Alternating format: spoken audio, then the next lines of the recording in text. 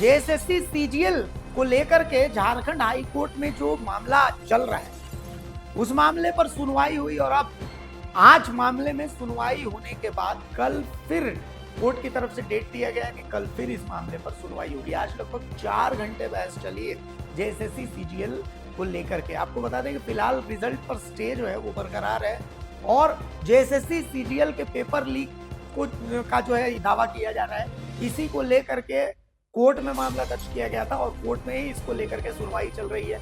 और high court ने इसका जो डीवी के बाद नियुक्ति पर रोक लगा दी थी कि भाई फिलहाल इसको रोकिए अभी। और अब जो है इस मामले पर लगातार सुनवाई चल रही है और ठीक सुनवाई से 24 घंटे पहले संतोष मस्ताना, जो सर भी हैं, पढ़ाते भी हैं और वित्त विभाग के अधिकारी भी हैं, उनकी अरेस्टिंग हुई थी। 4 घंटे लगभग बहस हुई। इसमें प्रार्थी की ओर से सुप्रीम कोर्ट के वरीय अधिवक्ता अजीत कुमार सिन्हा और वरीय अधिवक्ता अजीत कुमार ने पक्ष रखा है, यानी जिन्होंने जेएसएससी सीजीएल पेपर लीक का दावा किया है उनकी तरफ से। इसमें प्रार्थी जो है वो प्रकाश पोद्दार है, पिटिशनर। तो सुप्रीम कोर्ट के वरीय अधिवक्ता अजीत कुमार सिन्हा और वरीय अधिवक्ता अजीत कुमार ने पक्ष रखा और इसमें इंटरवेंशन जो कहते हैं, इंटरवेंशन जो है वो हस्तक्षेपकर्ता की ओर से सुप्रीम कोर्ट के वरीय अधिवक्ता वी मोहना ने पक्ष रखा। ठीक है, इंटरवेंशन उनकी तरफ से है।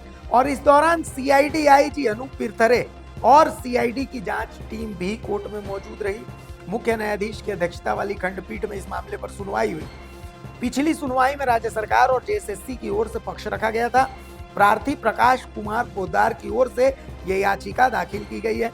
सीजीएल परीक्षा में गड़बड़ी का आरोप लगाते हुए परीक्षा को रद्द करने की मांग है। साथ ही पूरी प्रक्रिया की जांच सीबीआई या हाई कोर्ट के सेवानिवृत्त जज की कमेटी से कराने का आग्रह किया गया है। और झारखंड सरकार की तरफ से जो इस मामले में राजीव रंजन जो महाधिवक्ता है उन्होंने पक्ष रखा है। तो कुल मिलाकर के 4 घंटे तक बहस चली है और उसके बाद अब फिर कल की तारीख यानी गुरुवार को इस मामले की फिर से सुनवाई होगी। खंडपीठ जो है गुरुवार को फिर से पूरा मामला सुनेगी। तो अब देखना यह है कि इस मामले में आगे क्या कुछ होता है, लेकिन फिलहाल 24 घंटे का और इंतजार आपको करना पड़ेगा। इस मामले में हाई कोर्ट पूरे मामले को फिर से कल सुनेगी और उसके बाद संभवतः कोई फैसला आ सकता है। हालांकि देखिए, इसमें सीआईडी का पक्ष ये है, सीआईडी का दावा है कि पेपर लीक नहीं हुआ है। सीआईडी ने मस्ताना सर जो है, संतोष कुमार मस्ताना, उनको अरेस्ट किया है कि उन्होंने पेपर जो फर्जी पेपर जो दिखाया था वो एक्चुअली अफवाह फैलाने के आरोप में उनको अरेस्ट किया है। उनका कहना है कि उनके पास जो पेपर आया था वो फर्जी था या उन्होंने एक फर्जी जो न्यूज है वो स्प्रेड की है।